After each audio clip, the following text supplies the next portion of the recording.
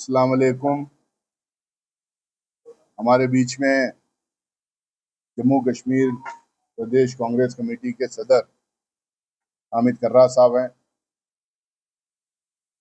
जम्मू कश्मीर की Congress legislature party के leader और एआईसीसी जनरल सेक्रेटरी मीर साहब हैं। हमारे एआईसीसी के सेक्रेटरी मनोज यादव और दिव्या मदेरना हैं। एमएलए हैं, चन्नी साहब हैं, हमारे निज़ाम साहब हैं, नागरी साहब हैं, अहमद शर्मा जी हैं और सारे मीडिया के दोस्तों।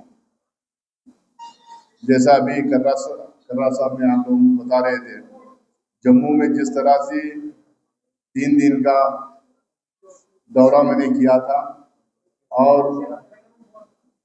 उस टाइम पे जम्मू के सारे पार्टी के सीनियर लीडरान, जम्मू रीजन के डिस्ट्रिक्ट प्रेसिडेंट्स, फ्रंटल ऑर्गेनाइजेशन, वहाँ के कार्यकर्ता से मेरी मुलाकात की गई थी। वहाँ पे बड़ा रिसेप्शन भी हुआ था। सबसे मैंने अलग से भी मिला था, डेलीगेशन से भी मिला था और ऑर्गेनाइजेशन के जो इश्यूज हैं, ऑर्गेनाइजेशन के जो स्ट्रेंथ्स हैं, उसको समझने की कोशिश किया था।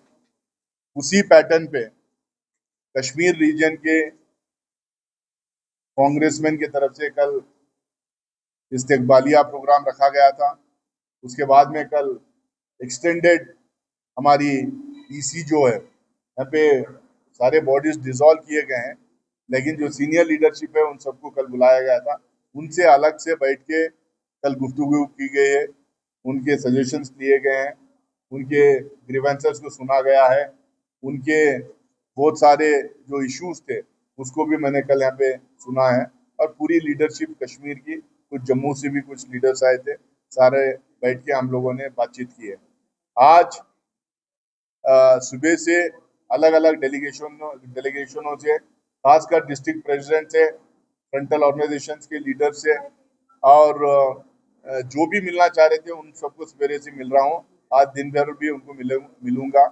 कई लोग पार्टी ज्वाइन करना, वैसा आप ही लोग आपस में बात करें तो मैं बोल रहा हूँ, ठीक है।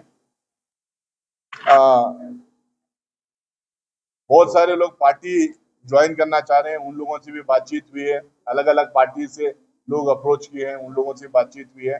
आज डिटेल बातचीत उनसे हुई है और यहाँ पे हमारे जो पीसीसी के प्रेसिडेंट और सीएलपी लीडर हैं, इन लोगों के साथ बैठ के किसको पार्टी में ज्वाइन कराना, किसको में पार्टी में ज्वाइन नहीं कराना, और आगे हमारा जो एक कार्यक्रम चल रहा है, जो आपके पास हम पोस्टर लगा हुआ है, रेस्टोर अवर स्टेटहुड, हमारी रियासत हमारा हक, जो है कार्यक्रम पूरे प्रदेश में कैसा चलाना, इन तमाम चीज़ों को लेके एक स्ट्रैटेजी बनाई जाएगी।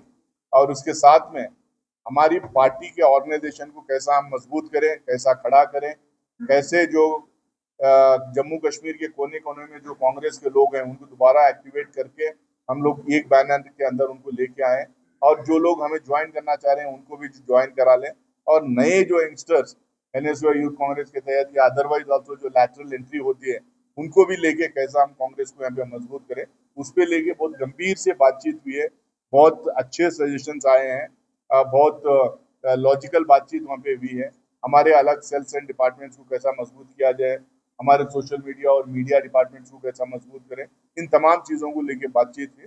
उसके अलावा जो पॉलिटिकल डेवलपमेंट हमारे स्टेट में है, जो जो सूरत हाल है, उसको भी लेके काफ़ी डिस्कशन हुआ है। अब इसमें यही हम लोगों ने तय किया है, चाहे कुछ भी हो, हम लोग हमारे पार्टी को मजबूत करेंगे। हमारी पार्टी जब तक मजबूत नहीं होगी तो स्टेट को स्टेबिलिटी नहीं मिलेगी, चाहे सेंटर में हो चाहे स्टेट में हो।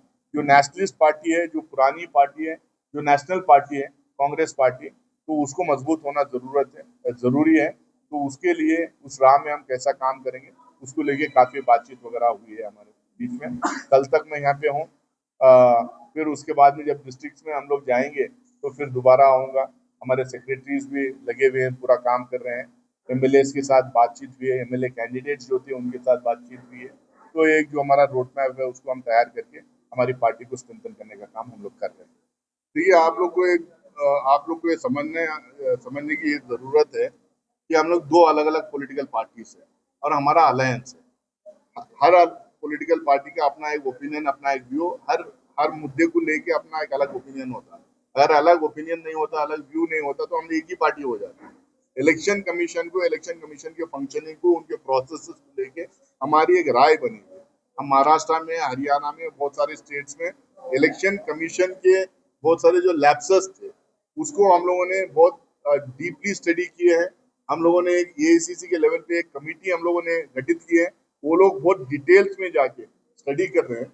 अचानक से जो है 55 लाख वोटर बढ़ जाते हैं महाराष्ट्र में, 30 सीट में 8% वोट बढ़ जाते हैं, करीब 12 सीट में 14% वोट बढ़ जाते हैं। तो अचानक जो ये अलग अलग से सिलेक्टेड सीट्स में वोटर्स का परसेंटेज कैसा बढ़ जाता है, और इलेक्टोरल लिस्ट क्यों डिस्प्ले नहीं करते हैं, और इलेक्शन के टाइम पे, इलेक्शन के दिन पोलिंग परसेंटेज अलग रहता है, अगले दिन अलग अनाउंस करते हैं, और जिस दिन काउंटिंग होती है उस दिन अलग पोलिंग परसेंटेज आ जाता है। तो ये लैकुनस उसमें है, जो लैप्सेस है, और जो पता नहीं हिडन एजेंडा क्या उसके अंदर है। कोर्ट ने की बोला है कि इलेक्टोरल लिस्ट को पब्लिक करना चाहिए। कोर्ट ने कहा है कि कैमरा में जो दर्ज है, जो कैमरा में जो कैप्चर्ड है पूरे प्रोसीडिंग्स पोलिंग बूथ के, उसको जो है जो भी पूछता है उसको देना चाहिए।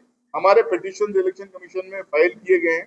हम पॉलिटिकल पार्टी जो सवाल रेज करती है, तो इलेक्शन कमीशन को अपनी इम्पार्शियलिटी बताने के लिए, प्रूव करने के लिए, उनको, हमें सिर्फ नहीं, वोटर्स एट लार्ज को कन्विंस करने की जरूरत है।